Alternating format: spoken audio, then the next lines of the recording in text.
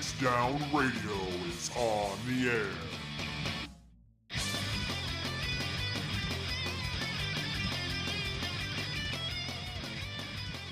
Welcome everybody to Phoenix Down Radio, episode number 201. Happy early access to all you Dawn trailers. I'm your host, Klaus Nightbringer, and joining me is Seyrr Timono. Seyrr, sorry for dragging you out of Tyrol, but how are you doing? I mean, I'm still navigating stuff in the background. I mean, I'm doing great. Don't ask about how much I've slept. Hey, El Chalant, welcome. Again, apologies for... Go ahead. I'm just doing a bit. I've actually slept reasonable amounts. People who are doing this type of thing, I recommend taking a break after major plot points to give yourself time to process. That's how I remember so much of this shit. There is a lot going on, so, do try to, enjoy it and have fun. Yeah. You don't be like us during Heaven's Word and get through the entirety of the initial expansion in the early access weekend. Yes, that was a thing. That was a bit much. Before the podcast started, myself, Seyrr, Spender, and one other from the old Free Company, we all just basically worked together for the entire weekend, and we got through the entirety of Heaven's Word. Ah, memories. Right? I was telling my girlfriend that, and she said, please don't do that now. I'm like, I'm not going to. Don't worry. Also, I say memories, but I don't actually remember much of it, which is perhaps another argument against doing it. I'm glad you're enjoying the new expansion, Al Chalant. Yeah, we appreciate you keeping us in there as you're going through new dungeons. How far have you gotten so far, Seyrr, without giving any spoilers? I have just dinged level 95, and I have not been leveling significantly ahead of the MSQ. I've got what I'm guessing I'm coming up to the third dungeon, and I've done one trial. There's a lot of interesting stuff. I have also, in the Loremonger server, gone into like two separate things about political allegories in the game. The politics in this one is actually quite interesting. Yeah, I'm actually enjoying the story so far. I just dinged 93 earlier today. I'm about 7/8 into 94. I've only done one dungeon so far, but I have a feeling I'm coming up on the second dungeon shortly. And then you are. I probably won't get to it till tomorrow or later on. I'm just enjoying Given my time this weekend with the game, and then I'm gonna probably take it slowly after that. Given that the story is about assisting someone in their as they're making an attempt to the claim to the throne, there's a lot of discussion about the nature of leadership, what makes a good ruler, what it should aspire to, especially also given that the land in question is a huge melting pot of cultures. So there's a lot of exploration of themes around that. Oh, exactly. It's fun. And especially, being 2024 is an election year, it's really kind of striking home. I was just thinking, I do feel like in general people think about and ask these questions more now, which is nice. I was wondering, can we make the people who are trying to go for president go through something like this as well? Can we make them walk the whole way? Yes, please do. Deal. No further questions. We're good. Okay. Good night, everybody. But aside from playing Dawntrail the last couple of days, what have you been up to since the last episode, which has been 4 weeks been a now? While. Lots of library stuff. I thought that summer I was going to get a little bit of a break since my branch is right next to a bunch of schools and they're closed during the summer, but we ended up getting some stuff dropped on us to do some extra summer programming. So in the week leading up to this, I had about 5 programs over 4 days, and I was just kind of done with interacting with people. Yeah. A lot to do on that front. Like, the stuff went well, but it's just... the weather's been kind of weird as well, so that's always a bit draining. Yeah, tell me about it. I mean, like I said, we've had like record rains here. I don't know if you've heard what's going on up here in Minnesota. There's a dam that failed not too far away, and the bank eroded so far that a house fell in the river. Oh, damn. Yeah. Nothing crazy like that. We mostly just had... Yeah. We've mostly just had heat and then a couple occasional rain bursts that feel more tropical than anything else. The type of thing where there's like a really heavy driving rain that was gone in 10 minutes. No, we have some near record flooding in spots. Like we have rivers that are reaching 50-year highs. Stay safe. Yeah, exactly. So fortunately, we're not impacted where I live, but we have friends and family who live, down in areas that have been impacted, so we're just making sure that everybody's okay and, just trying to be safe. But it's one of those things. We had a super dry winter and now we're having, just a super wet spring and summer. It's just crazy. The weather does not know what it wants to do. But of course, climate change isn't real. Oh, of course not. That's a myth. Aside from that, we're getting a new deck this week. That's kind of it's kind of neat, but it's also kind of expensive. Yeah, but I mean, it's nice. I've lived in this house for 16 years now, and I'm just finally getting around to doing some home improvements on it. Like we're redoing the deck, we're redoing the driveway. Finally, will it have a canopy gutters, on the deck? No. But I'm going from a 6 by 12 foot deck to a 10 by 16 foot deck. Oh damn! So it's quite a significant space increase. Yep. Plus, it's the stairs are on going down a 4x4 landing, so that even more space there. So hear me out. Like trellis with little string fairy lights. Well, we contemplated getting a pergola or something like that. Pergola, that's the term. Yep. And I already have some of those A19 lights, those little bulbs. But they're like spaced like this far apart, and they're of course they're RGB, so we're gonna have all the colors. But yeah, how are you supposed to enjoy summer cookouts and whatnot? Chili has apparently been having a lot of fun with Pictomancer. Reading in the chat, he's at level 93 storyline, but 99 Pictomancer. I unlocked them, but I figured, okay, I'll mess with these later. I've actually been doing Bard for the story and then Warrior for the roulettes and the like, since so many people are leveling one of two new DPS jobs. Yeah, tank and healer is always a great class to play at the beginning of a new expansion. But yeah, I'm not in a rush to do them, and Pictomancer and Viper, so I figured, okay, I can help out other people a little bit. I'm rolling Bard through the whole thing, and it's been fun. I'm enjoying it.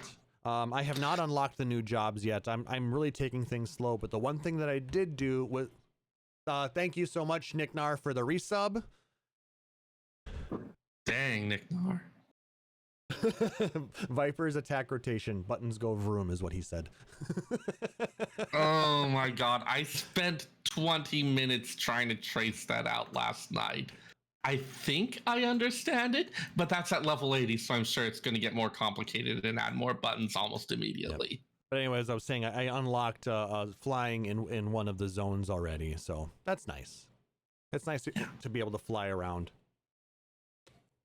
Also, remember, if you have the SDS Fenrir, use that as your mount. You get additional speed.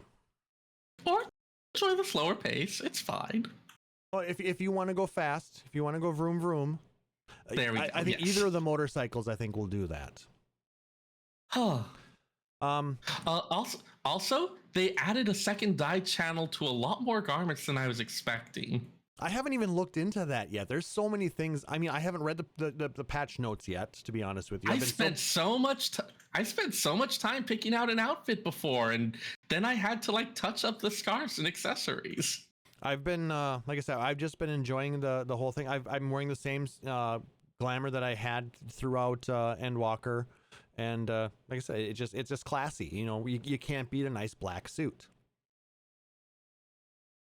I guess it does hide the blood. Exactly. That's why you wear the brown pants. Oh no. Nice little Deadpool reference. Anyway, it's older than Deadpool. No, that line actually came from Deadpool. Okay, the line came from Deadpool. The concept is older by a matter of multiple centuries. Yeah. Red is better for hiding the blood. That's why that's why you're wearing the brown pants. Yes. Anyway, we should probably continue on with this before we go too deep into the weeds, as we're wont to do most of the time. Huge shout outs to our Patreon producers, Nick, Nara, Rory, and Mika. We always appreciate your guys' support. Thank you so much. Let's go ahead and jump into some gaming community news. We're going to be talking a lot about Final Fantasy XIV, so don't worry about that. But we're going to start with some Final Fantasy IX Remake news. Apparently, about a month ago, it was accidentally confirmed that FF9 Remake is confirmed from an Epic Games database leak. This article comes from gamingbible.com and was written by Angrad Reden. Apologies for slaughtering your name here, but let's copy and paste this. In more recent months, Square Enix itself has hinted at a potential remake, as well as prolific leakers. However, with the remake not having been officially announced, fans are still holding out hope for a miracle. Luckily, that miracle may indeed be here, courtesy of an Epic Games Store leak, which reveals that Final Fantasy IX will soon be heading to PC alongside titles such as The Last of Us Part 2 and a new Turok game. The source of the leak comes from the Epic Games Store database, so although this can be considered pretty solid proof, it's not an official confirmation by developers. However, the titles that were found, albeit under code names, have now been deciphered and are as follows, as like this. The codename Utah is The Last of Us Part 2, Momo, Final Fantasy IX, and Skobeloff is Final Fantasy XVI. I do wonder how they pick those code names. I don't know. Alongside this, it seems as though Saber Interactive listed a Turok game. However, many not believing this to be a remake of the late 90s, early 2000 titles, it could indeed be a brand new entry in the classic series. With Square Enix reportedly at work on a PC port for Final Fantasy XVI, it only makes sense that it also turned its attention to another classic title in the series. We've been talking. That line makes it sound. Yeah, that line makes it sound like this is something that just happened, but we've been talking about this a while. Exactly. This is something it's over a year old. It first started with the NVIDIA leak. Yeah. Back in like 2022, 2023 timeframe.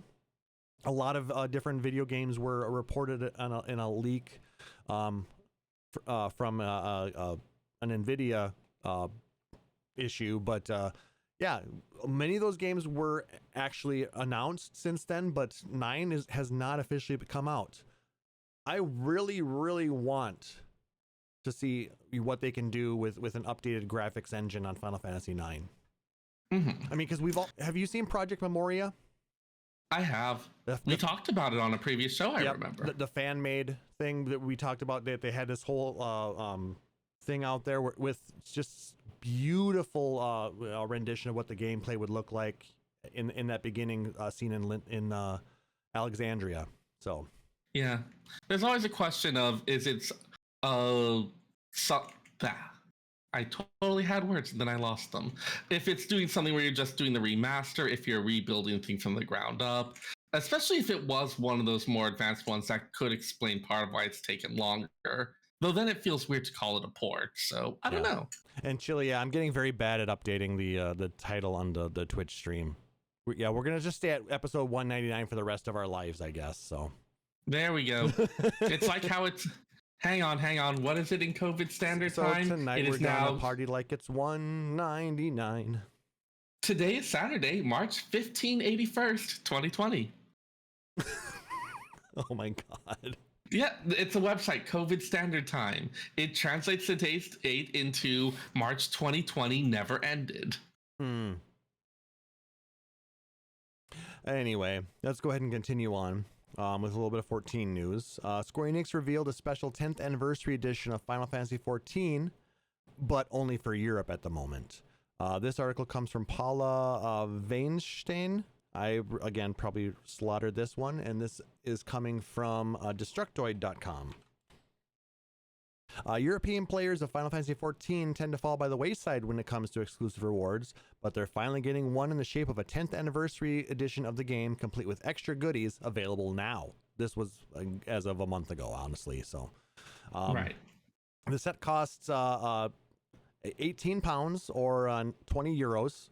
And comes with a special box complete with a 10th anniversary Meteor logo, code for the Final Fantasy XIV Starter Edition, a mouse pad complete with the Final Fantasy XIV Meteor logo and Moogle design, a code for 50 in-game buttery Mog biscuits, which increase XP gain by 4% for 30 minutes when eaten, and were previously only available as part of a promotional collaboration with Shoryu Ramen.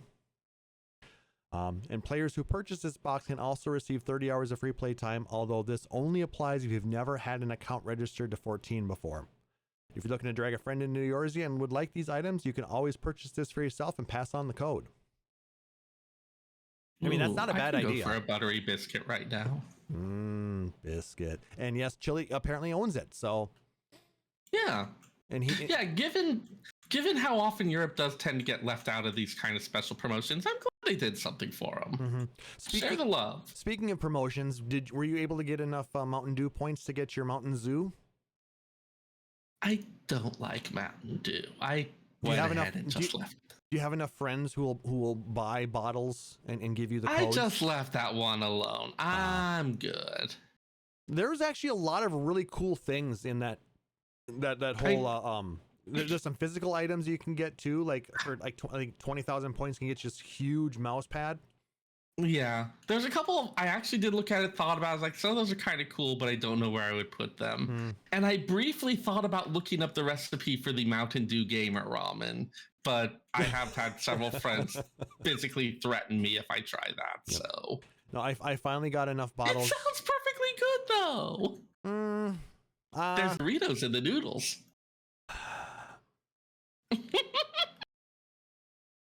Maybe we'll have to do like a cursed cooking segment or something, you know, maybe bring apparently Marv it was actually back. pretty good. It's like a fairly citrus forward ramen, but says no one ever. But I mean, there's some really cool stuff. Like I said, I haven't used the mount yet, but I did get it, and I did, I have it registered to my character. I just haven't brought it out yet because that motorcycle is just too good in the new areas. See all of that trouble, and you're not even using it. Yeah. Also, remember, for those of you who are waiting to activate your codes for the game, you have to wait until Tuesday to actually put in the full code. For most people, if you ordered it from Square Enix, the code was sent to you in email before early access started. So make sure that you check your spam filters if you have not seen it yet, because you have I think mine 72 hours from to activate it before it cuts you off, something like that. Yeah, there's like a little bit of an overlap period, but there's a little bit of grace time in there. But I am happy to say that my collector's edition is on its way and it should be here on Tuesday. So maybe mine will show up at some point. You haven't gotten the notification of shipping yet? I mean, I did, but then I was like, I'll think about this later. I'm actually excited. There's a lot going on. I'm excited to pop it open and see what's all in there. All right, continuing on, as we were talking about, welcome to Dawntrail Early Access. Basically, I'm just going to copy and paste some links from the Mog State, or from Lodestone here. I'm talking about, please do not be very mindful of spoilers, especially on social media, because the game is brand freaking new. While Square Enix is not blocking you from streaming the game for other people, be mindful, of the things you post out on social media, on Twitter, on Instagram, on Reddit, on Facebook, because a lot of people, may not have early access right now, or may not be able to play as much as they want to, and the story is so good. Things. Let them please enjoy it. If you are also. Not everyone needs to hear every single thought you have the minute you have it. Yep. And like I said, I have to tell myself that multiple times a day. For those in our Discord server, please, if you want to talk about things, please utilize the spoiler chat. We do have a special channel set up for that, and I know Nick Nar's already been in there, so go into that channel at your own risk. I know that just for an extra layer of protection, because there may be people who want to discuss something about it but are a little hesitant to run into spoilers themselves, I'll use spoiler tagging as well, and I'll have outside of the spoiler tag something like, say, level 94 side quest, or level 93 trial, or level 95 MSQ, just so people have a little idea of what they're about to see if they click on that. And also with the new expansion comes an update to the material usage license agreement. So there are certain things that you can and cannot stream without, you know, causing issues, like certain songs. I think Answers is still one of the songs you can't stream. I don't think that's ever going to not be. Yeah, anything that's not under full Square Enix copyright. And then a lot of the new stuff is probably verboten at this point too, and for a little bit. So I posted a link to that, to the updated agreement for those who potentially might stream this and want to make sure that they're staying in SE's good graces. This next one, I wanted to talk about last or 2 weeks ago when we were supposed to have this episode, but I left it in here because I just kind of wanted to see how it actually rolled out. A lot of the early speculation stuff was like, okay, well, now we actually know. But this one is kind of worth looking back at how it turned out. Yep. So the article reads, Yoshi P tempts fate and says there's almost no chance of Final Fantasy XIV Dawntrail server woes. This comes from pushsquare.com, written by Kale Adam. Final Fantasy XIV producer and director Naoki Yoshida is so confident in the MMO stability that he tempted fate by stating there's almost no chance of server congestion on Dawntrail's launch day, July 2nd. That's some tough talk considering the DDoS attacks that took the game offline last time an expansion was launched. Speaking to Eurogamer at a previous event for Dawntrail, Yoshida discussed the attack and the improvements made to prevent a similar situation in the future. It was a source of great inconvenience for our players last time. DDoS attacks are very simple in nature, but it's precisely because of that it's difficult for us to defend ourselves. There's not a zero chance of an attack happening, but we would basically work on preparing more defense patterns so that we aren't impacted by that kind of situation. It is by nature just defensive, but this is the way that we are fighting it, and I hope that everyone can remember that we're putting in the efforts to defend ourselves. Now, I didn't... Tempting fate, absolutely, but it seems like it's worked out for the most part. Now, granted, they're talking, about actual release day on Tuesday, but for those who started early access yesterday, I did see some rumors that there were some initial huge queues trying to get into the game right away. 2,000-3,000 people waiting in queue, which, but... Nick Nar mentioned in the chat that his longest one was Friday night around 5 p.m. Pacific, where it was about a 45-minute queue. Okay, when I got in at 5 Central Time, I had a 30-person queue, and it took me about 2 minutes to get in. And then this morning at about 11:30, it was about the same. So for my use, it's been fine, and it's been great. And the other thing we were talking about in the pre-show, and even maybe before we went live, was the fact that they've actually doubled their instance servers now. There are 6 instances for all these new zones. Not for all of them. Well, for a lot of the zones, the beginning ones especially. Yeah, for the early ones especially, which makes a lot of sense. Like increasing it all throughout would have been a lot more resource heavy. But if you have it at the early areas, people are going to start separating in terms of like whether they spend more time going through, whether they're rushing. Like you're going to get a bit more divergence over time, so you don't need as much for the later ones. And I'm still seeing people that are just starting. When I jump into the starting city, there are still people, and there are still people sitting at that dock in that first cutscene there. So they're doing great. Some people. And some people, of course, took the time to level the new jobs. Chili is mentioning a fun, apparently, issue with Crystal Tower and Amon Savage. I heard about this, but I didn't know exactly that it was on Amon. Yeah, apparently he was not freezing people before Curtain Call, so it was impossible to kill him before Curtain Call killed everyone. So you had to kill the healers before Curtain Call, cast Raise, and have them raise during the animation. Because if they don't raise during that, then everyone's dead and it resets. Wow, that is impressive. So that must be just a bug that they have to work out real quick, huh? Yeah. I don't know if that's happening all the time or if that's just like a No, I did. I yeah, did I don't see know. something about that. That something in Crystal Tower was causing insta wipes. Okay, it is fixed now. But yeah, that is kind of funny. It is kind of funny. But I mean, we've now seen 5 full expansions. Let's see. Original Realm Reborn, Heaven. Yes, 5 expansions, because I don't think we should really count the initial release in this. No, and I've seen some incredible improvement from each release. I mean, no one's name day came all at once this time. I mean, I mean, if you think about, we haven't had any issues, nearly as bad as Raubon Savage. And I can't remember what the lobby server error codes are because it's been that long since I've seen them. Yeah, so I mean, they've done a great job. So hats off to Square Enix for really working hard to try and get these issues resolved and making sure that people can play this game. So hats off to all you guys. I mean, absolutely tempting fate to say the thing, but then but worked out. So good for them.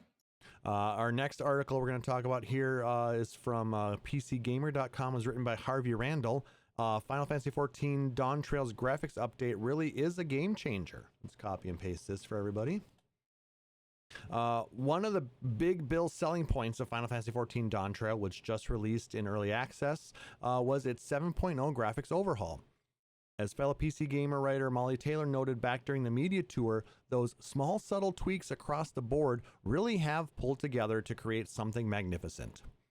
Logging in today rather than chewing into the new main scenario quest line, the writer decided to go ahead and visit a ton of old zones to see just how different they were in the new Dawn, and it's like night and day, they said. As a player, they're not too particularly fussed about textures, although they look far better, or number crunching fidelity, but they do tend to notice lighting.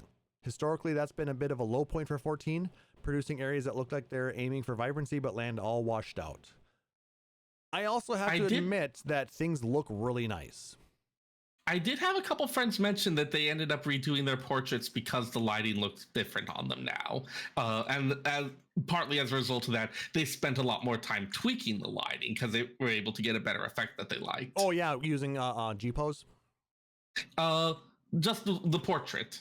Oh, okay. Like the little... Which, I mean, this portrait system lets you do lighting similar to what you do in G-Pose. So, yeah, I guess so. Okay. So I would assume the similar things would work in G-Pose as well. Yes. It uses a similar system. Yeah. Well, I personally haven't gone into a lot of the old zones to take a peek at stuff like that as much. I did, take a look at like some of the close-ups on in cutscenes and things like that, and things do look smoother. They look a little bit nicer. The lighting is really good. Without going into details, you will have an opportunity to do that if you haven't already, because the role quests do have us checking up on some stuff in older zones as well. Yep, I've got one started, but I haven't gone to Alamigo yet to go beyond just accepting the quest, so to speak. Yeah, they did that in Endwalker as well, so I do kind of like that. It does seem like we're going to regularly have a chance to check in on how things are developing in the old areas. It's not going to always just be, okay, here's the new one. We don't care about any of the old stuff. Yeah, I'm glad. I do appreciate that. Yeah, I'm really glad that they are working very hard to make this game that's been around for 11 years look like it's, brand new. Because there's nothing worse than playing a game for 20 years and have it looking like, dated crap. And then you have to explain to people and it feels kind of awkward. Yeah. I mean, don't get me wrong, I still, have fond memories of Final Fantasy XI, but it looks crappy compared to 14, especially now. Yeah. And WoW looks real dated too still. And there's a reason that for a lot of games like that, it's very common to have a mod of here's something to do a graphical update on it. But in this case, the developers did it instead of having the players, put in some sort of mod in order to make it happen. So good on you guys to do that. Last news story we're going to talk about before we jump into discussion topic. Final Fantasy XVII needs to buck the series' biggest trend. This comes from inverse.com and was written by Hayes Madsen. Let me copy paste this for y'all. I wanted to put this one in there because it's an interesting opinion piece, but it's an interesting opinion. Exactly. Between Final Fantasy XVI, Rebirth, and a wealth of spin-offs, it feels like we're entering a new golden era for the storied franchise. Massive games and epic stories have pushed the series forward in experimental new ways, but it's also made me realize something. Final Fantasy's comedic strength has been underutilized for years.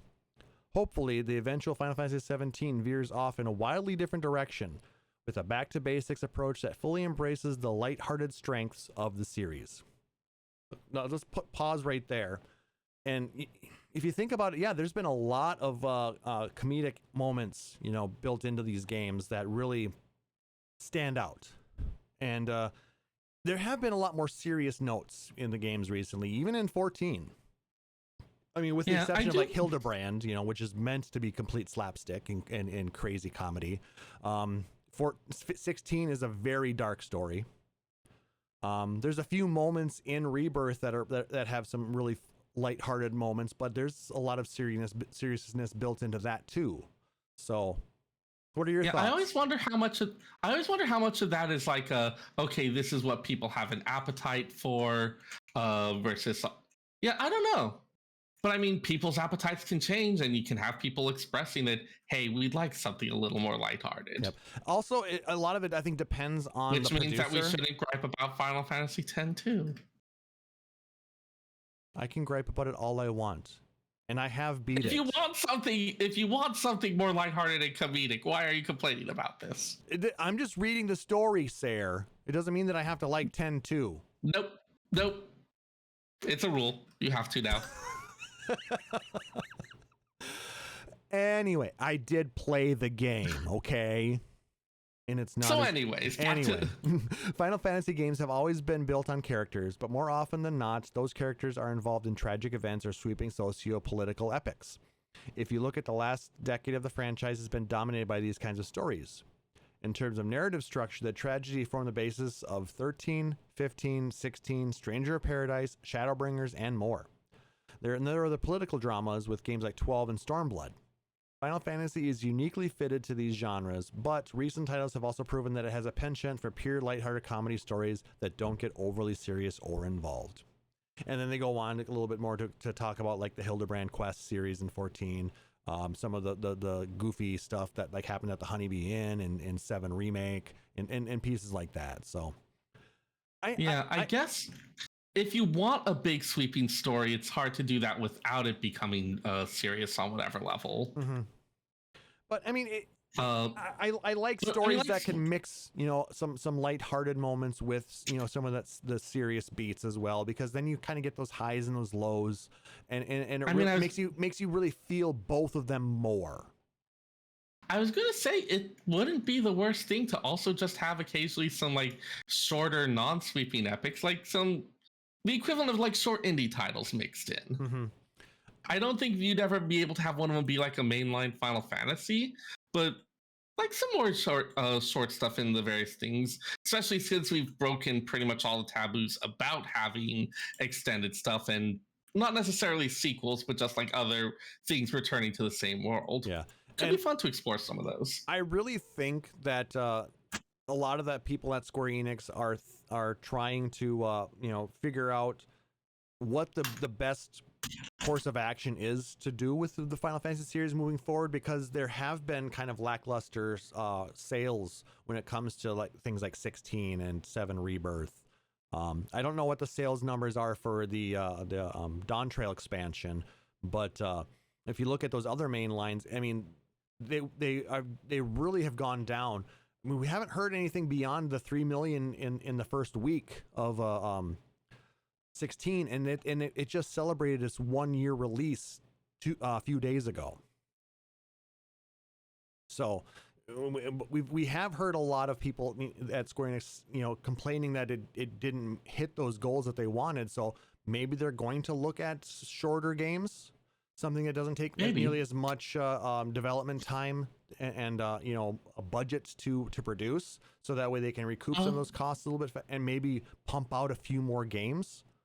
Or maybe, I mean, the other thing that comes to mind is I remember actually a Saturday Night Live sketch where it was being done as a game show, talking about like various movies and film type things, and the people could answer all sorts of questions about movies from the 80s, the 90s, the 50s. But whenever it became something about like a movie that came out in the last few years, no one knew anything. It's like, it's the most popular thing on this service. And just like making the point that like a lot of this entertainment, the audience is so fragmented. Like, is it possible to get something with that big an audience anymore? hard to say, but I don't know. I know. Like, I wonder if the entire landscape has changed so much that like the big budget blockbusters just aren't a thing as much going forward. Like, we want to be doing entirely different types of games at this point. Yeah, I don't know. I mean, I'm also seeing a lot of you know, indie darlings coming out. You know, you look at out there these games that have, you know, very small development teams, maybe a 2-year development cycle. You know, not costing millions of dollars to produce, and they're, you know, coming out of the gate and they're selling millions of copies right away because it's a fun, quick little game. Either something that is released on Game Pass or PlayStation Plus, or they just are charging $20 for it. So also Chili is repping FF10 in the chat, just saying. Yeah, because you guys like to troll me. Because it's a perfectly good game and you need to get over it. I admit it's not as bad as I initially thought it was when I first bought it, but you know what? I will accept it. You don't need to say anything else in the sentence. We'll just call that good. I am willing to accept that. Yeah, I was just more doing it for the memes and the lulls. Oh, yeah. We're doing a bit. We're absolutely doing a bit. But with that, you know, maybe we don't want 60-hour games. It's harder to fit them into my life. As an adult, it definitely is. You know, when I was a kid, I had a lot more time to play games, and I could sit down and I, you know, could spend the time to, you know, try and 100% some of these video games. But nowadays, this is the most I've played video games in probably 3 months. It was over the last 2 days. My life is arranged such that I have a little bit of easier time with it, but even then, like, the marathon sessions are I usually have to plan significantly in advance to make these things happen now. I'll tell you straight up right now, and my girlfriend will, you know, back me on this. She basically forced me to play video games this weekend. She's like, you need to play these games because, you know, it's a brand new game, brand new expansion, something that you really enjoy. You need to go play games. I mean, she even went to a friend's house today, so, you know, I took the dog with her and they had a good time, in order to give me, you know, a little bit of me time in order to sit and play the game. So, well, that was sweet of her. Very, very. She made me play the video game, and I'm thankful for it. So, but I mean, it's not one of those things that I'm going to continue to do all the time. You know, having, you know, 8-10 hours, you know, a day playing video games. But those days are behind me, unfortunately. And a lot of those big, long, sweeping, epic ones, if you're picking up and putting them down in like 1 or 2 hour bursts or things like that, it's a little bit harder to follow a complex storyline. Yeah, I mean, I had a difficult time keeping up with 16 because I was only doing it in 3-hour bursts, and, you know, trying to remember where I was at and, you know, what, because that was a very, very heavy story. Very good, but very heavy. So, I mean, while I remember the gist of it, a lot of the specifics kind of have escaped. Yeah, I solved that, as I said, mostly by like taking breaks after major story beats to process, but that requires more time too. And you need to be able to get back into it at a timely amount of time. You know, don't take a week off. Yeah, and that's like I'll take like I'll take like a couple hours to have a meal or something. If I was taking a week, I would lose the thread. Exactly. But yeah, it is what it is. And maybe it's just the way, you know, that society is going too, because we have so many other things going on that maybe we don't have time to sit and spend, you know, 80 hours in a game. Or maybe we're just getting old, Seyrr. Maybe we're just getting old.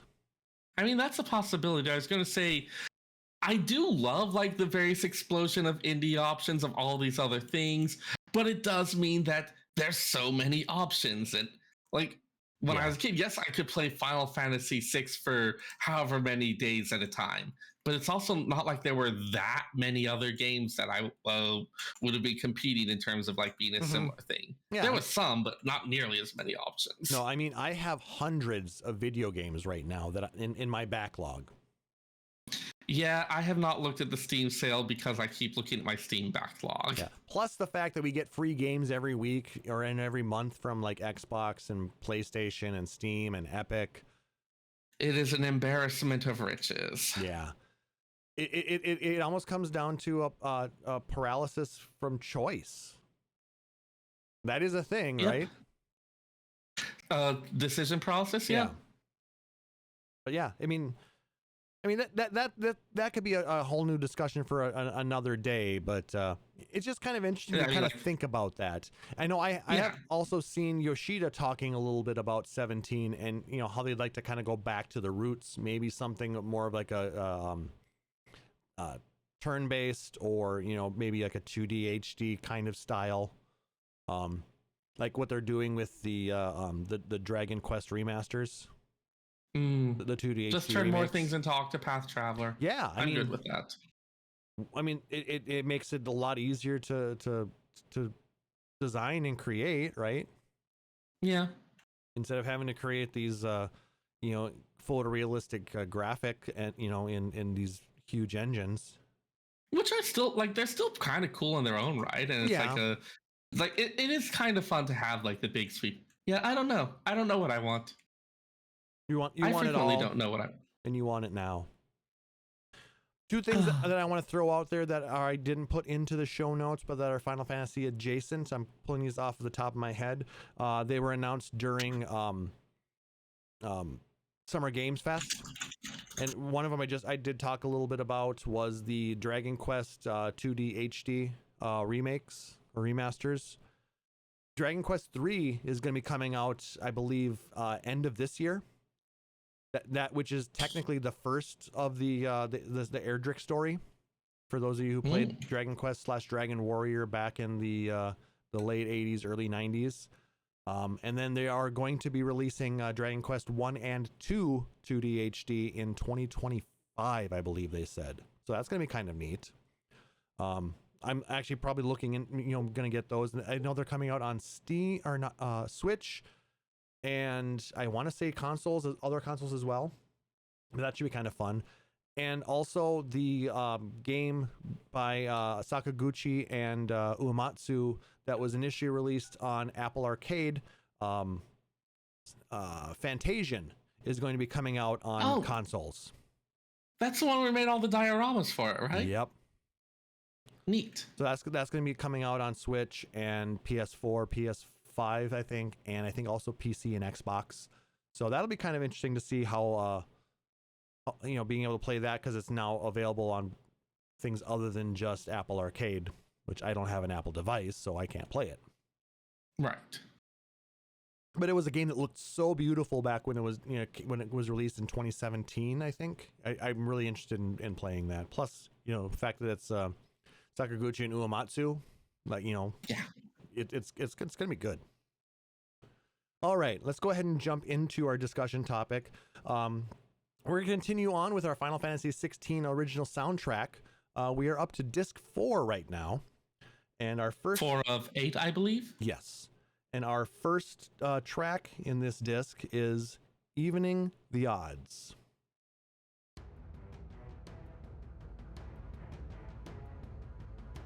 This plays in the scene where Clive frees bearers in Kostris. It's an arrangement of Hide Hideaway.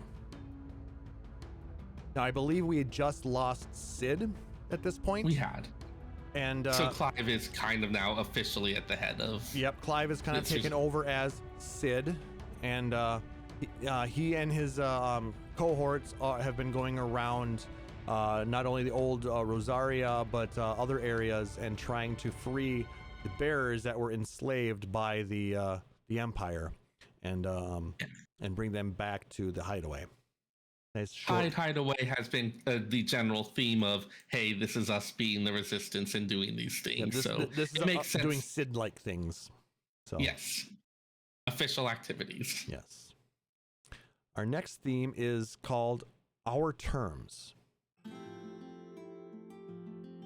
It's kind of a little bit more of a mellow piece, and this plays at the Hideaway. So it's kind of a song of, respite a little bit. It's the title "Our Terms" kind of evokes like in a negotiation or possibly a hostage situation or something like that. Like their terms are. But in this case, they're living on their terms. They're living on our terms. So that actually makes more sense thinking about it. Yep. It's not like a negotiation piece. This is just they are living life in the Hideaway on their terms. So that's why it's kind of relaxing. That's why it's this is their place where they can be themselves. It's not a particularly pleasant life, but it's theirs. Mm-hmm. And woe betide anyone who tries to take it from them. Yeah, I mean, they've gotten into a whole rhythm, living day to day in the Hideaway, and it's just, daily life. So it's good. It's relaxing. It's fun. I mean, it's not easy, but no, nothing in that world right now is easy. No. Such a dark game, but so good. Yeah. I think it kind of loops around here. We'll go ahead and continue on to our next theme. The State of the Realm. This is the world map theme, which is an arrangement of Prelude. You can kind of hear the arpeggio there. Yep.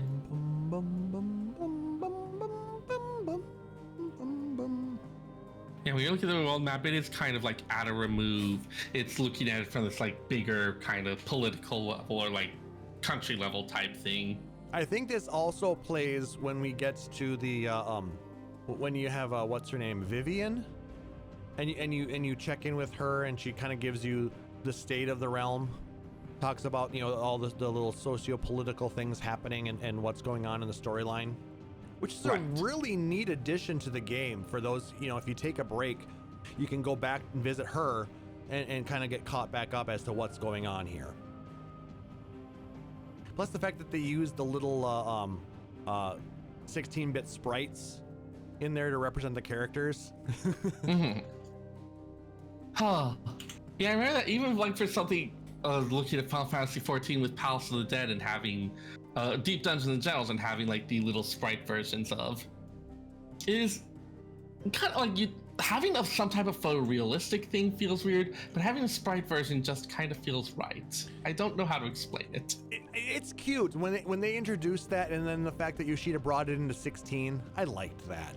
I really did. Yeah. It's kind of a nod to the past as well. Yeah. It's like this is the signature style. Yep. We'll go ahead and jump into our next theme.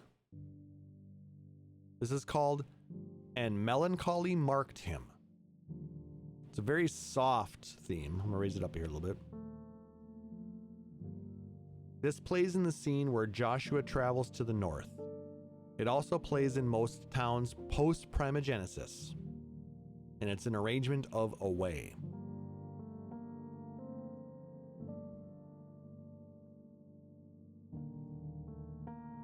I can kind of, it is kind of a bit of a bittersweet, somber song. Yeah.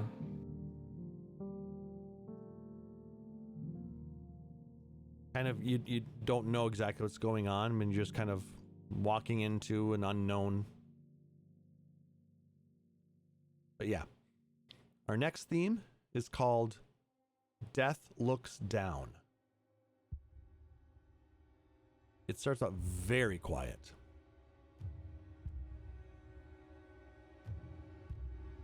This plays in the scene where Clive and Jill find slain bearers in the Glademond Abbey and in Aldhill.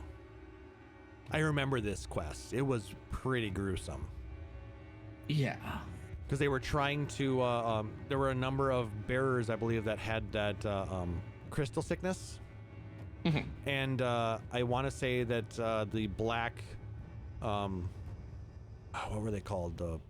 The Black Brigade or whoever that group sent out by the Empire, basically to the Black Shields, I think it was, wasn't it?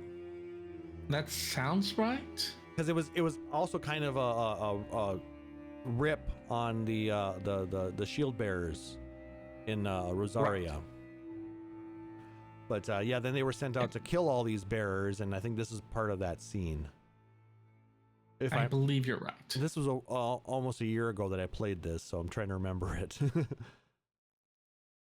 Very, very somber set of quests there.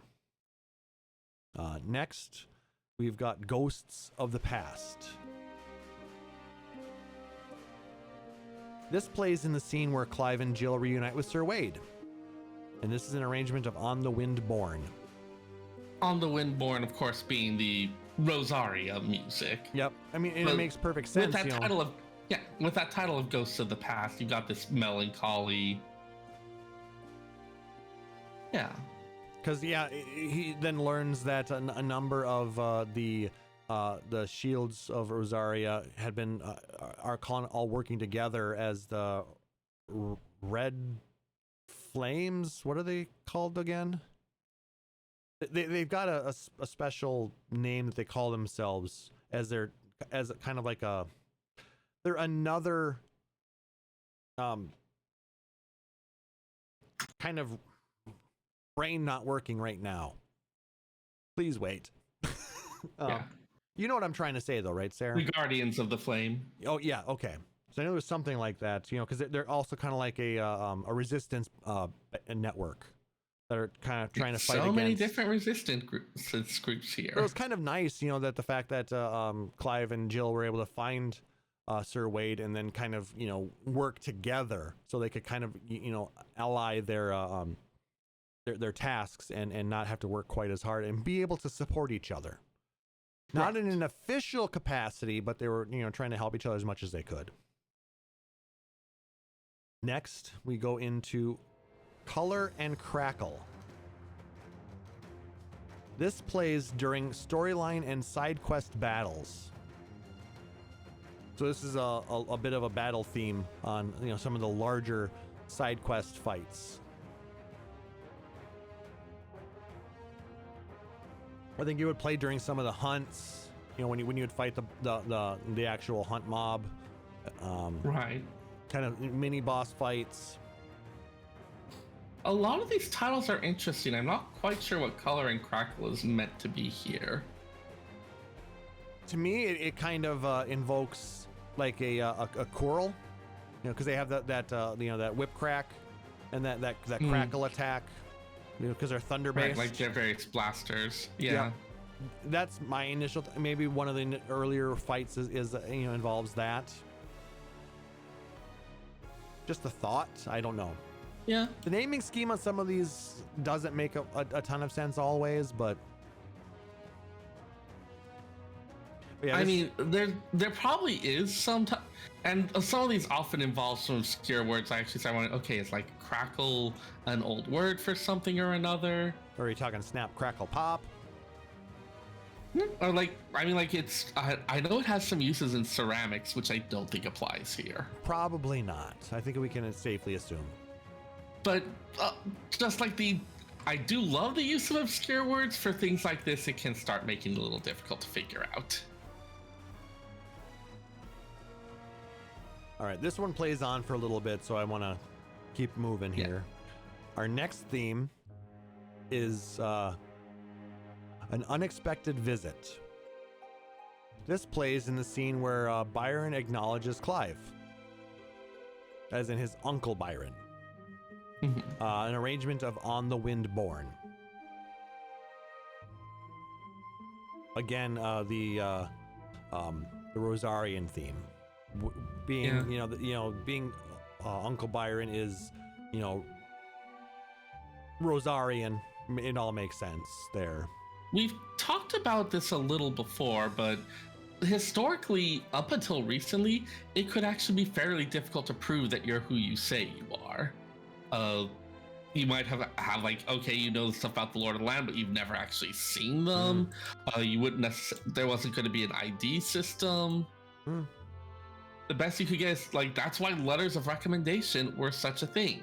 And those, of course, could be faked if you, oftentimes it would be mostly a question of how much do you want to risk the potential blowback of it. But that's also why in those days they had very intricate and ornate seals. Yes, that was one of the big things. The harder to fake, the better.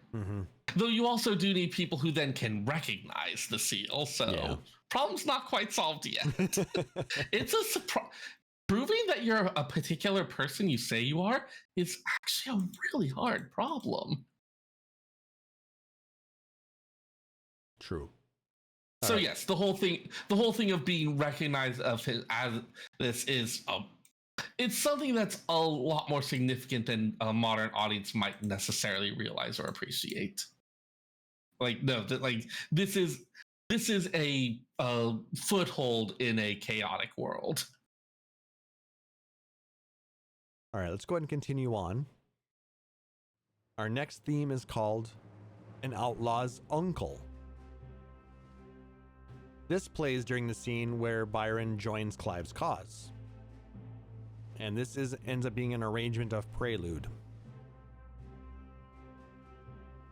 We've kind of reached a point where a lot of our stuff is arrangements of something or another. We've got the general themes for particular characters, particular countries or institutions. Yep.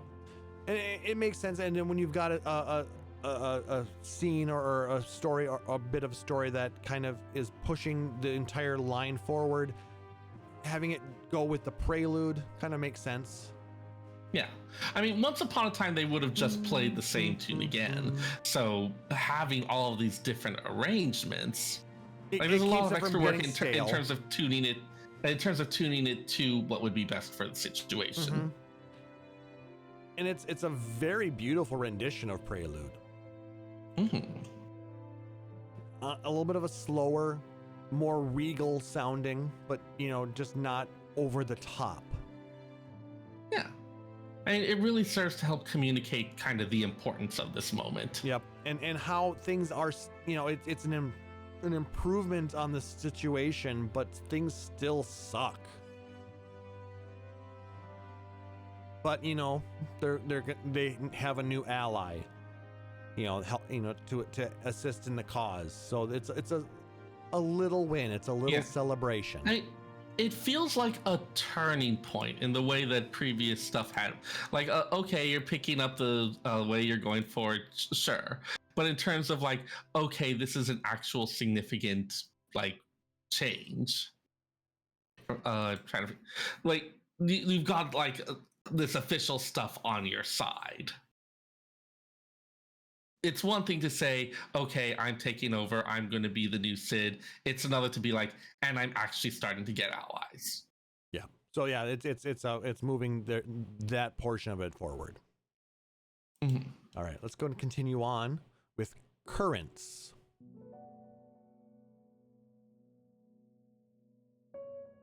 A lot of these are very quiet in a lot of points, so I apologize if I'm adjusting the volume so you guys can hear it a little bit better, but if I'm gonna have to maybe adjust back and forth, so bear with me. Yeah. This plays during the scene of Jill telling Clive about her servitude to the Iron Kingdom. And this is an arrangement of My Star, which I believe is Jill's lead motif. Yep. So she's talking about how she was dragged into and forced to use her, Shiva to serve the Iron Kingdom when everything went south. And it was not a pretty scene for her, and she almost died. And they would have killed her if she did not, agree to help. Yeah. Or we've talked a little. Yeah. Go ahead. We've talked a little before about how, on the one hand, these dominants are kind of effectively personified deities, and on the other, people who are forced into these situations, forced to act against their will. In a few cases, you know, they are people of power, but in a few others, they were taken against their will and forced to use this gift. Given the amount of power they do have, it is kind of incredible how often they end up under someone else's sway. Well, I mean, if you look at it, they cannot. Well, Clive has a difficult time controlling his power. Right. It takes a lot out of you if you prime, and actually, you know, get into the full power. I'm not saying this doesn't make sense. It's just kind of interesting that you think, oh, having the power of a god, this is what it means, and then you get all this.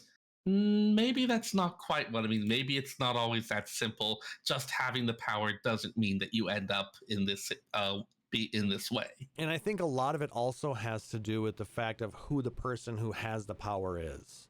And, you know, for those who held the power, you know, as dominant, they kind of had those really forceful, powerful attitudes. You know, if you look at Benedicta, if you look at what's his name, the Titan.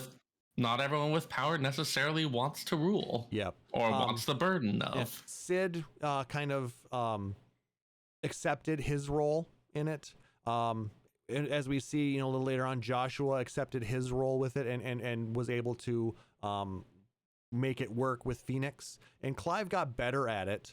But, you know, Jill is a very soft-spoken, kind-hearted person. And I think that type of power... she did not want to utilize it to affect any type of destruction, death, or damage. And they basically used her goodwill against her in order to keep, you know, subjugate her and force her to do what they wanted. Yeah, I mean, if you think about like a human with ants, but now imagine that the human kind of cares about the ants and thinks they're kind of neat and likes some of them and doesn't want them to get hurt. Yes, the human has all this power and could intervene in all these ways and is so goddamn afraid that they're going to mess something up and accidentally crush one of them that, like, yes, they technically are a god among, but that doesn't mean they want to do anything about it.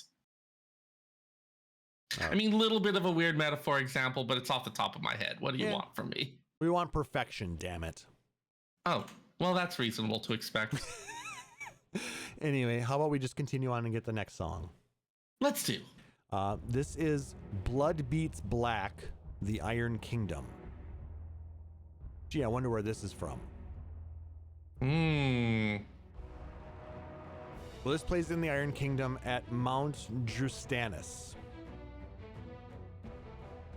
So it's at this point where they are going after Jill's former captors and trying to take out that mother crystal. I think doesn't the Iron Kingdom have a mother crystal? Sorry, I'm looking at some of the stuff about black blood because I was like, I know that has symbolism. Or blood beats black. Yeah, like the idea of black blood often refers to like there's a lot of using anger, but also kind of like it's often like the darker blood that's like returning to the heart where it's like has less oxygen. So there's also some associations with like being drained of energy. But in this case, I think we're going a bit more for like the anger for the hardened, especially for the Iron Kingdom. Like the idea that the blood beats black in their veins with the iron. Iron in the blood. I just love the symbolism of that. All I know is the Iron Kingdom, they suck. And they're also the kind of the weakest ones, so I think that's why we go after them first. Yeah. I mean, we've got their dominant, you know, she's fighting on our side now. Yeah. I mean, like, as a first conquest, the one that's, like, least morally ambiguous, it's a good one to start with. Yeah. Kind of test the waters, so to speak. I was going to say, just, like, for the player, it's like, okay, start with the one where it's like okay, it's clear that they need to be put down, that this needs to be changed. We're not going to feel terribly conflicted about this one. We can start feeling conflicted later. But first, let's introduce ourselves to the concept. All right, we're gonna go ahead and continue on because this is a very long theme. So now we get out of the frying pan. This plays during the scene of Jill reuniting with Marley. It's an arrangement of Blood Beats Black. Marley was the lady who took care of Jill while she was in the Iron Kingdom's care. And the one person that she actually liked during her time there. And she it's interesting helped her again because escape, like the title. Oh, sorry. Go ahead. I believe she helped her. Jill helped Marley escape. During this, told her to get out of the mines and just leave because they're going to be just fucking this place up. Yeah, it's interesting. The title "Out of the Frying Pan," given that usually that's part of the out of the frying pan into the fire. But in this case, it does seem to be okay, it's focusing on that we've gotten out of the dangerous situation. Yes, we're still in the Iron Kingdom, but we're among friends. I was going to say friends, but then I realized, no, just one. We're among friends. But we're all, we are about to go into the fire, though. So yeah, that into the fire will be next, but for the moment, just the out of the frying pan, but with the implied into the fire coming up. Well, technically, that coming up right now is The Promise. Okay, yes. and this plays during the scene of Marley promising to survive to Jill. Another arrangement of Blood Beats Black. So it's just, during these little, interludes, these very heartfelt moments, just it's a little bit different music from the area. It's still forward. Okay, Iron Kingdom, but it's like, oh, it's the good person in the Iron Kingdom. Oh, it's the person that we want to survive it instead of saying they're going to get out thing. But still Iron Kingdom. Can't forget that it's Iron Kingdom. Yep. Our next theme is Enter the Oratrix, Drake's Breath. This plays in the oratory. And it is also an arrangement of Blood Beats Black. It is the tune of the hour. That said, we've got our nice, Oregon cathedral type music. Yep. High worship, dramatic. Yeah, because we're entering kind of the inner sanctum of the Mother Crystal here, with all of these old white ruins, all that really weird ancient technology that keeps coming to life as we approach it, and we have to destroy it. Yeah, it's always interesting talking about the Final Fantasy series and its relationship with technology. Even Final Fantasy I looks like a traditional fantasy setting, and then you climb up into the Sky Tower and you can encounter the War Mech, and lots of stuff indicating advanced civilization that fell. I wonder if, even though it's called Final Fantasy, if we might better classify it as sci-fi sometimes. Well, I mean, if you look at 7 and 8. I have seen amazing science fiction stories where the most advanced technology was a bow and arrow. Science fiction is not necessarily about super advanced science. Well, I suppose if you look at Planet of the Apes, that's kind of it's technically science fiction, but it could be, it's simplified technology. Yeah. And it was the later ones that had the cult of the atomic bomb. The original Planet of the Apes didn't. Mm-hmm. Planet of the Apes went down a rabbit hole, let me tell you. I've only really seen the original and one or two of the new ones. My dad showed us the entirety of the original series, not just Planet of the Apes, but all the various follow-up ones from back then. Oh. It went places. Oh, it went places. Anyways. And then you've got stories from long, long, long ago in a galaxy far, far away that have a lot of technology. Yeah. So would that be technically high fantasy then? Since it's long, long ago? Being long ago isn't what makes something fantasy. Also, I just call the whole genre speculative fiction, and because they're differentiating all the wrong. This is not Seyr's opinions about literature and genres. This is us listening to Final Fantasy XVI. Let's talk about Final Fantasy XVI. It's always fun to see what kind of rabbit hole we can drag him into, isn't it? Oh my gosh, I have so many feelings about science fiction and speculative fiction. All right. So many. Our next theme is called Matham Sanom. I think that's how it's something like that. Yeah, there's a little bit of an accent mark on the first A, but close enough. This plays during the scene of the Iron Blood praying to Drake's breath. So these Iron Blood soldiers were, praying to the Mother Crystal, and trying to get whatever they can to happen out of it. But basically, a lot of it's gonna be for naught, because we're gonna fuck this shit up anyway. Yeah, this again feels a little bit more built less like establishing the character, such as it is if the character is a nation or a society. Mm-hmm. And weren't the Iron Blood, they're kind of religious zealots as well? Yeah. Because then we get into our next theme here, Monster, which plays during the scene of Jill confronting Imran, which I believe he's like the high religious leader. Yeah, you could say bishop or archbishop depending on what you're comparing to, or we'll just go with monster. Yeah, because Shiva is not the monster here. This dude completely fucked up, horrible dude. And you come to things of like, okay, you have the thing that has a strange fantastical appearance, or the thing that appears human but behaves in a monstrous manner, immoral or amoral. Oftentimes people just tend to assume that a beautiful appearance means beautiful morally in other ways. Something that people have been taking advantage of for time immemorial. And after this, we get Fire and Ice.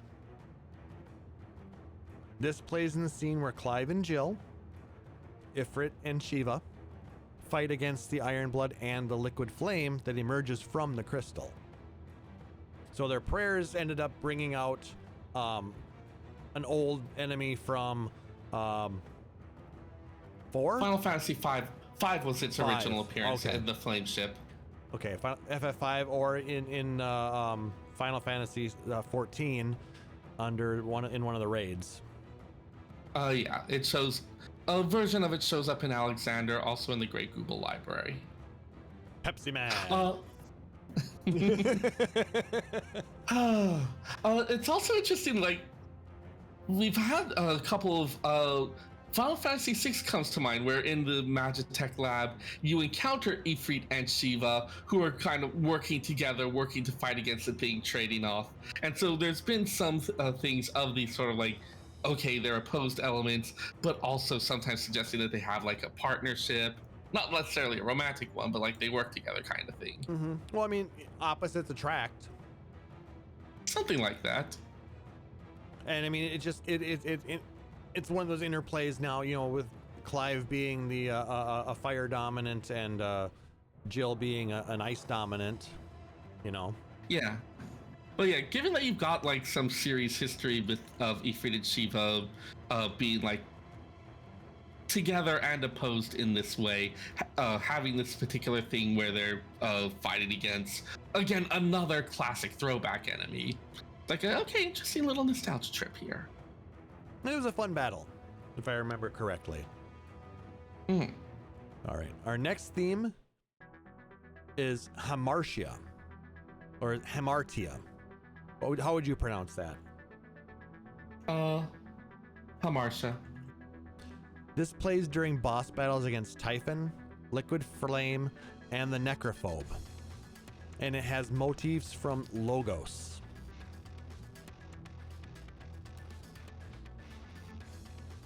Hamartia itself is a word from Greek. The word literally means to miss the mark, and it's usually used to mean like a fatal flaw that leads to the downfall of a tragic hero.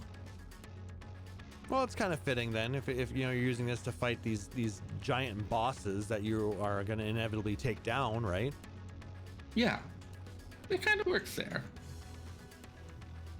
That is one thing that the localization team has done a huge improvement on, is getting better at, you know, coming up with, you know, the usage, you know, and bringing these old words in and using them in really cool ways. Yeah, localization used to suck. Yeah. Like I remember we saw way back when the name of that one area where the under place where the Phoenix stuff was, which I can't remember. I remember it's like okay, it's using this ancient Greek word, which again, we've got ancient civilizations. They do tend to use a lot of like ancient Greek and Latin for old civilizations that often have these like hidden advanced things. I'm digging back into some old ones to look at what that was called. It's one that I always have trouble pronouncing.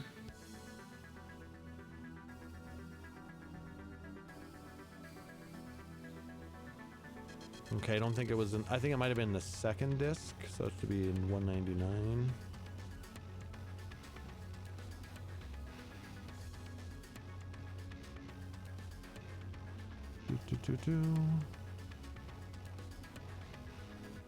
Or maybe not.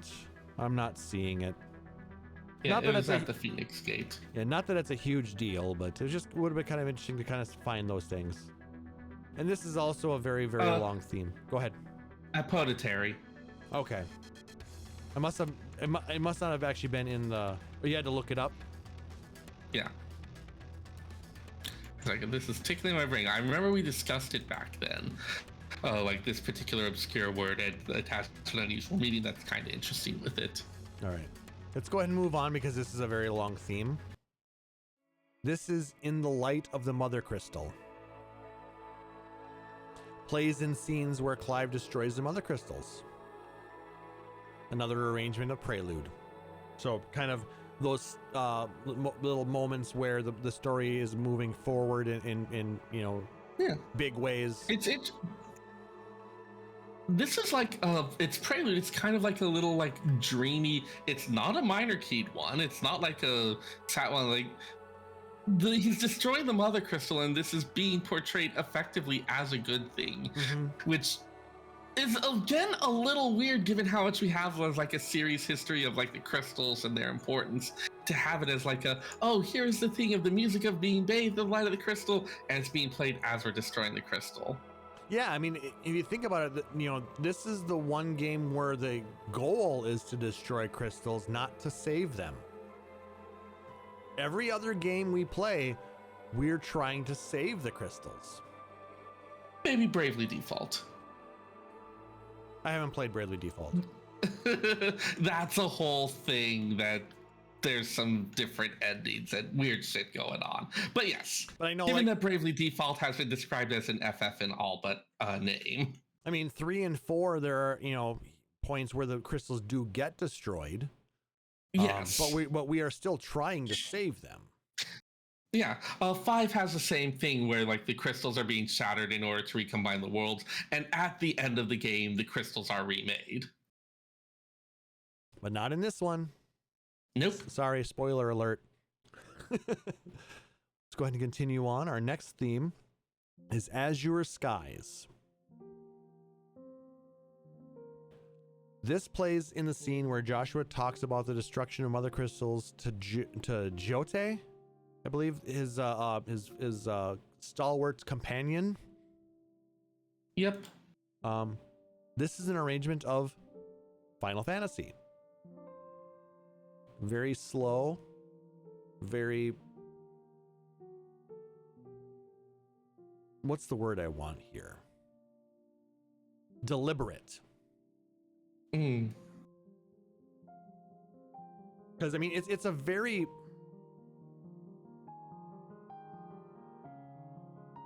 Trying to think like of... you've got like the harmonies running through, but they're like not very forward. It mostly is just kind of like that plucked string. Well, I mean, what I'm thinking of is, you know, mood of the scene, you know, the whole thing, it's kind of weird that they want to destroy these crystals. So I think maybe that's part of where why the music's a little bit, you know, it's not a 100% positive, but it's also not like melancholic. It's not triumphant. No, it's very, it just is. If I had I need a word that is like a single word or saying we're doing what we have to do. Maybe there's something like that in German. German's great for those kinds of words. And it's probably about this long. Yeah. And has every letter in it 3 times. Right. German isn't quite that bad, but it's got some really weird words. Anyway, it does. Let's continue on. This is called Desert Ministrations. Plays in the scenes of the Dalmakian Council meeting, an arrangement of sand and stone. So in those meetings with the Titan dominant, I keep forgetting his name, big bald baby boy. Hugo Kupka. Thank you. I hated that dude. Yeah. When we talked about him before when we were talking about like Titan and Shiva, but you were supposed to.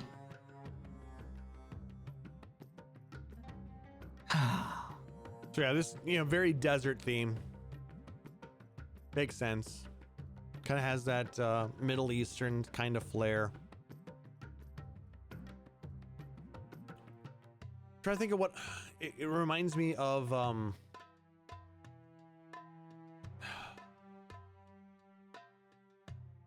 It's not that big of a deal, I guess.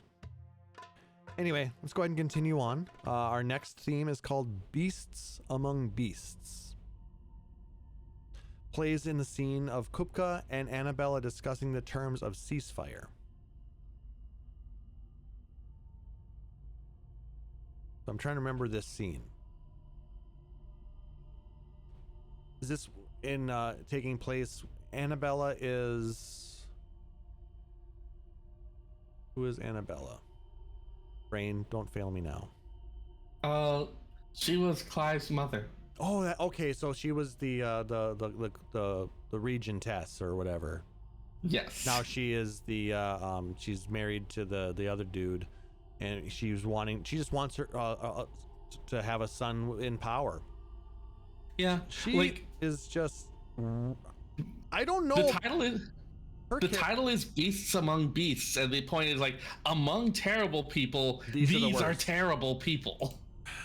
I don't like her character even. It doesn't, it's just a horrible character. It's supposed to be, but I know what you mean. But I mean, not just as in a bad person, but just it doesn't make a lot of. But I suppose there are people like this out there, aren't there? Yeah. They care about their particular gain. They don't necessarily care about what it'll do to others.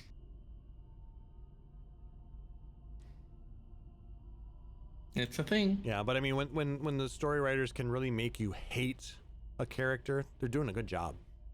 Yeah. I mean, just making somebody seem bad doesn't always make them a bad person. But the way these characters are portrayed, yeah, they're assholes. All right, let's go ahead and continue on. This is Homecoming, Rusalith. But this plays in a besieged Rusalith. So it's kind of a darker arrangement of On the Windborn.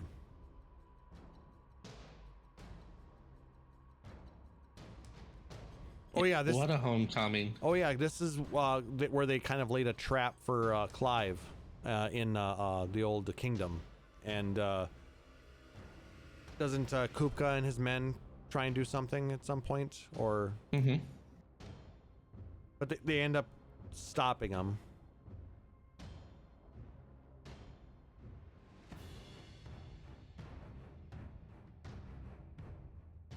So yeah, this kind of plays as they're exploring the ruins of the the old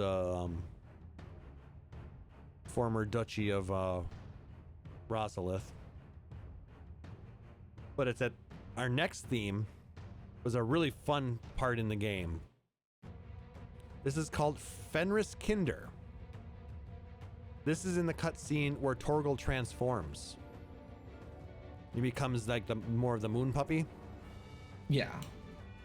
Because he's actually a northern wolf, I believe is part of what ended up happening, and he has these special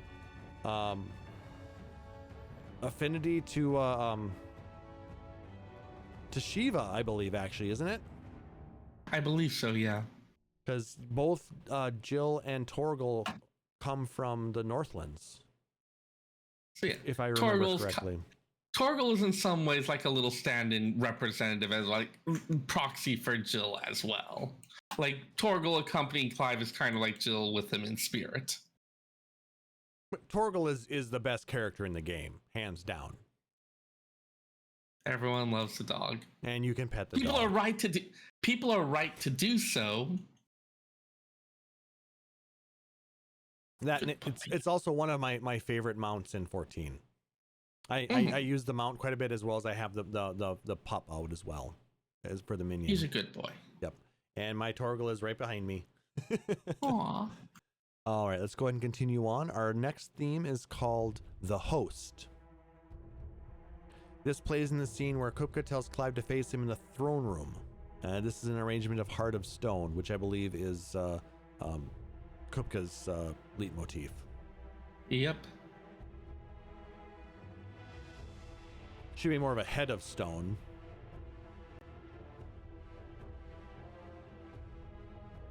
I mean, a bit of both. The Heart of Stone, of course, like someone who has a Heart of Stone is uncaring, unfeeling, immune to pleas for mercy.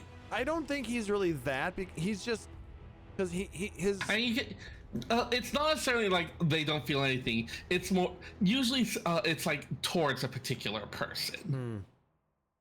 Because yeah, he had huge feelings for Benedicta. Yep, and we'll be getting to that in just a moment. Yep. But especially with her death and with having to like dealing with Clive, like doesn't give a damn about any of this other stuff. Speaking of, this is now King of the World, another arrangement of Heart of Stone. And this plays in the scene where Clive basically, or where Kupka learns that Clive is the murderer of Benedicta, that he killed her. It wasn't the other Cid.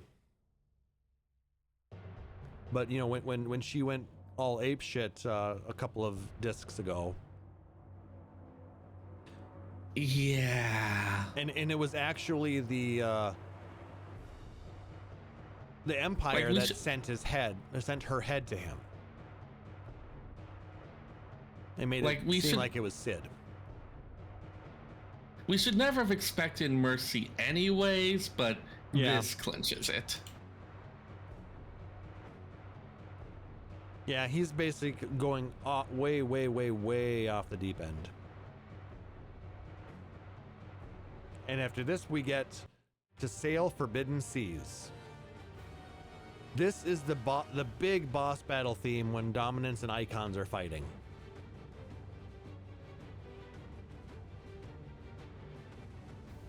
Epic battle music.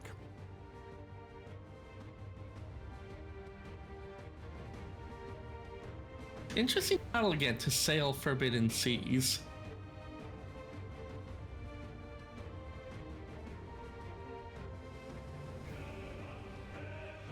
But you know, whenever they bring in the Latin chorus. Yep, shit's gotten real. I really enjoyed the Icon fights in this game.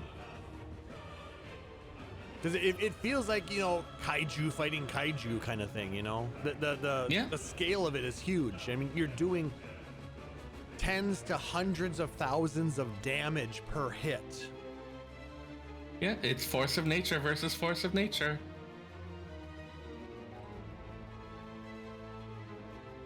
And what's crazy is, you know, how big Titan can get. And you've got what sound like some prelude glissandos in there again. or arpeggios, sorry. It's probably leaning on a number of different leitmotifs. Yeah. But for the most part, it's its own theme. It doesn't really fit into any of the other standard leitmotifs in the game. Yeah. Though you hear the battle theme leitmotifs for 16 in here. Like right here. Yeah.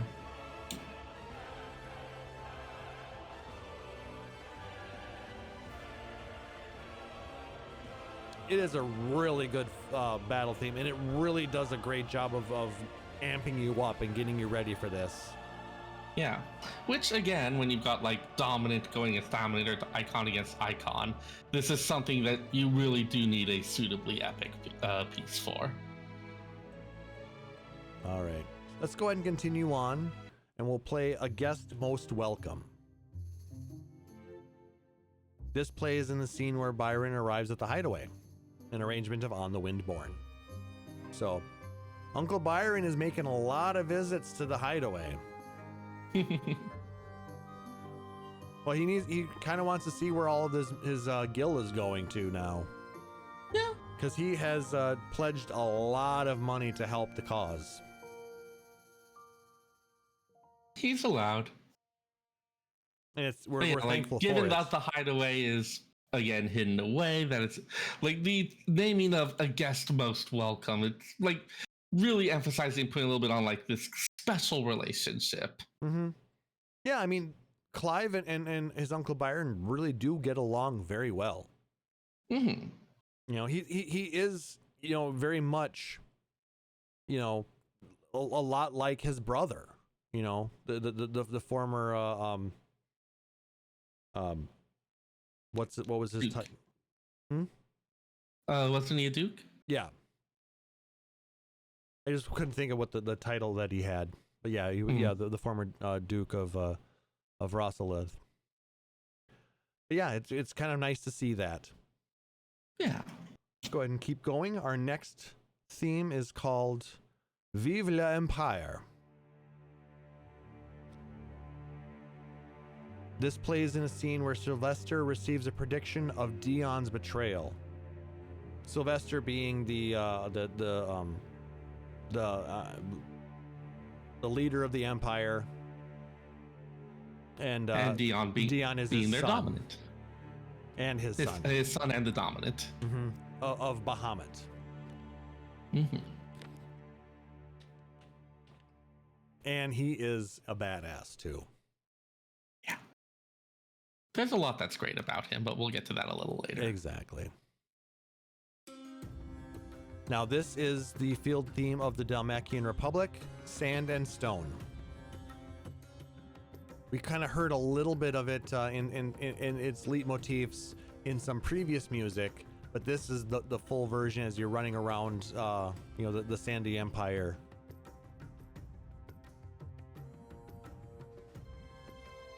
You've got like our full Middle Eastern stylings here. Mm-hmm. Very much Arabian Nights kind of sounding.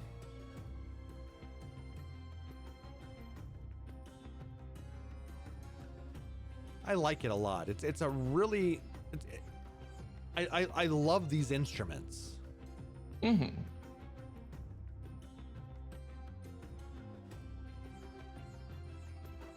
The music does such a good job of, making you feel things as you're going through different scenes in the game, and they really have embraced it so well, and I don't think any series has done it as well as Final Fantasy. Yeah. I might be a little biased, but this one felt slightly unexpected because, again, I had been expecting more of like the European high fantasy type thing. So getting something that's a bit more like Turkey or starting to get into the Middle East, wasn't quite expecting. But then I mostly started asking myself, okay, why don't I expect that? What are my expectations? And I mostly just started feeling like, okay, maybe I'm being a little bit. Well. You're being a little Seyrr, huh? I mean, always, but Okay, fair enough. All right. And then we get into one of my favorite types of songs. Yep, it's a chocobo song.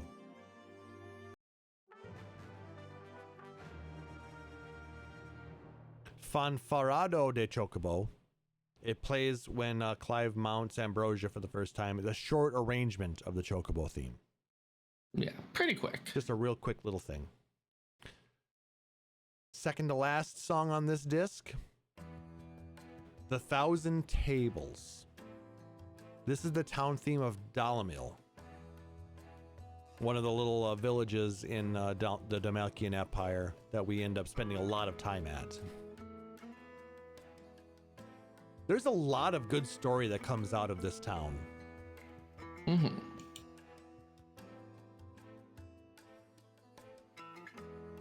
Bit more of that Middle Eastern styling to it. The Thousand Tables is kind of like interesting one again, because again, with you got like this sort of like Middle Eastern or like type feel.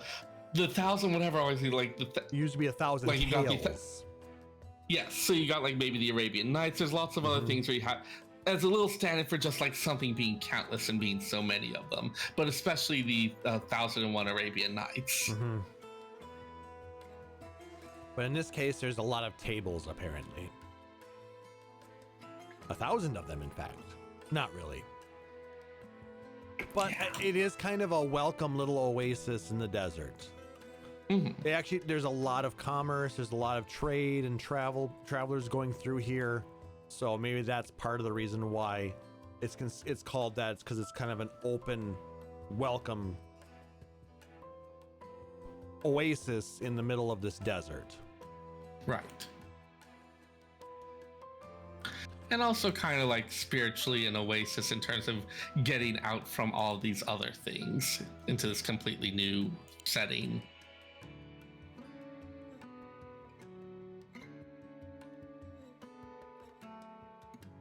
All right, and then our final theme on this disc is Courage. This plays in the scene where Clive parts with Byron and enters Drake's Fang. It's an arrangement of Find the Flame. A little bit more of a kind of a serious and somber rendition of it. Yeah. Because Clive never knows if he's gonna succeed in taking out these mother crystals. Because I mean, they are some of the most important pieces of land in the world. You know, they are what all these countries are drawing their powers from. Yeah. Literally and figuratively. Also, Byron has been like kind of this rock during these difficult times, this familiar face, this person who's providing financial support, who's providing moral support, and so having to leave him to do this, it's like, okay, you're once again kind of taking some steps out into not necessarily the unknown, but like out of safety. Mm-hmm. Which requires courage to continue on. Yep. Where a lot of people could at this point say, this is too much, I can't handle it. The fact that Uncle Byron is a continued, piece of support and encouragement keeps Clive kind of on this straight and narrow path that we don't know. Dude really put his neck out. Mm-hmm. And he's continuing on and doing this thing that people don't know if that's what they should be doing, but Sid believed it was the right thing to do, so Clive believes it's the right thing to do. Yeah, I mean, like, it's going against the kind of the order of the world in a really big way. Oh yeah, it's completely turning it on its head. Everything that everybody knows is being undone by destroying these crystals, and nobody knows what's going to happen. So yeah. We are halfway through the soundtracks now. We've done 4 of 8 of these discs. So we'll continue these on as we go. We'll maybe keep doing one every episode unless something else of major import comes up. I'm sure. I mean, at some point, I want to talk about Dawntrail. Yeah, we're gonna end up eventually having a spoiler cast on that, and we'll have a full discussion on the storyline. But we're probably a couple months out from that. Yeah. We want to give everybody ample time to be able to play the game. I mean, it's not even technically out yet. It's in early access. But I mean, yeah. I mean, I don't know. Is anybody actually not, in playing the game right now? A friend of mine isn't. They had another game series they were doing a playthrough on, and so they're like, okay, I'm going to put it on hold for just a little bit. So I've been very fastidiously not talking about it. Okay, that's fair. And that's kind of you to not bother them in trying to get spoilers out of them. So absolutely. But yeah, another really great set of songs from a really dark but well written game. I enjoyed 16 quite a bit. Yeah, I was just thinking again about that opinion piece we were discussing earlier with people feeling about like, okay, do you want something that's like a little bit brighter? Do you want some? It's so hard because you do get really cool and interesting stories out of them. Yeah, but I can also see, we're having a decent amount of comedy, interspersed throughout the game makes it a little bit easier to take. Well, I mean, there's a difference between like having comedy throughout and like having it be full on like a comedic thing. No, I don't think that the game would work well as a completely comedic game. Like if we had an entire game of like Hildebrand, would that really be something that we would like? That would get old fast. But I mean, I do wonder about what could be interesting. I mean, like, what would you need to make a game of that sort work? I don't know offhand. I'm not prepared to answer it. It's an interesting question. All right. And on that note, let's go ahead and end this episode here. If you liked what you heard, please make sure to like, subscribe, or follow us on Apple Podcasts, YouTube, Spotify, or whatever your preferred podcatcher is. And if possible, leave us a rating and review. It helps other people find our show and lets us know how we're doing. If you really dig the show, you can consider subscribing to us here at twitch.tv/PhoenixDawnRadio, where you get access to a number of subscriber-only emotes and badges. Or you can go out to patreon.com/PhoenixDawnRadio and support us like our benevolent overlord Aurori Fenrir or our resident slacker Nick Nar. All proceeds there go towards growing the show, cover hosting costs, allow us to improve and upgrade equipment, as well as do some fun things like contests and giveaways. Any kind of support, though, whether it's likes, emails, tweets, subs, follows, donations, anything, it's all greatly appreciated because we do really like interacting with you guys and the rest of the community. If you want to check out our backlog of episodes, you can go out to our website, PhoenixDawnRadio.com. If you have questions, comments, suggestions, or just want to say hi, you can always email us at podcast@PhoenixDawnRadio.com. Or you can join us if you want to. If you're out on Facebook, you can go to Facebook.com/PhoenixDawnRadio and you can join our group out there. Any shout outs, Seyrr? Ooh. Shout out to my boss and coworkers for being cool with me taking time off to effectively get a 4-day weekend out of this. I don't know why you guys are putting up with it, and I'm not going to question it. Thank you. Your time is yours to use. Use it, man. I mean, yes. Yes. At the same, I did also earn that vacation time, so. Mm-hmm. But I also appreciate that they did not make any kind of fuss about it and did not tease me about it. I mean, just because, you don't have to go on vacation with your vacation time. Yeah. I mean, otherwise, sometimes people think that playing a video game is as much of a vacation as going somewhere. And also big shout out to everyone who, at least from what I've seen, people have been very good about not spoiling things for others, generally not being dicks. Very much appreciated. Keep being a good community. I love you guys. That's about all I've got at the moment. And of course, I want to shout out Seyrr for being an amazing co-host, putting up with my shenanigans and stuff like that, and when I have to cancel the show literally 15 minutes before we were supposed to go live 2 weeks ago. The secret is to have my own counter shenanigans. That's true. Shout out to everybody who joins us live every week and listens to us on the podcast. Shout out to my girlfriend who let me play this weekend and said, you go play your video game, play it now, and don't feel bad about it. Like, that's a good girlfriend. Yeah, I mean, understanding, letting the fact that there's things that I want to do, that I let her do things that she wants to do, and we don't make each other feel bad about wanting to spend time on our own. But I still expect, I've seen people who just seem absolutely threatened if their partner has any type of a thing like, wait, you have an existence outside of me? And I'm so much happier to see ones where it's like, hey, no, you've got your thing, I've got my thing, and that's cool. I love that. It's not something that I'm used to, and I'm very grateful for it. So huge shout out to her. Thank you so much for supporting the things that I do, supporting me doing the podcast, playing my video games, and just being an amazing girlfriend. But yeah, the best way to, if you want to follow us, the best thing to do is go out to our Discord server and join us there. We have a really great community. You can go out to our website, phoenixradio.com, and there are links to get to our Discord server there. So for my co-host, Seyrr Tamono, I am Klauss Nightbringer, wishing everybody a wonderful weekend. Enjoy early access in Dawntrail, and we'll see you in 2 weeks. Take care. Phoenix Down Radio is a production of PhoenixDownRadio.com and Illusion Productions.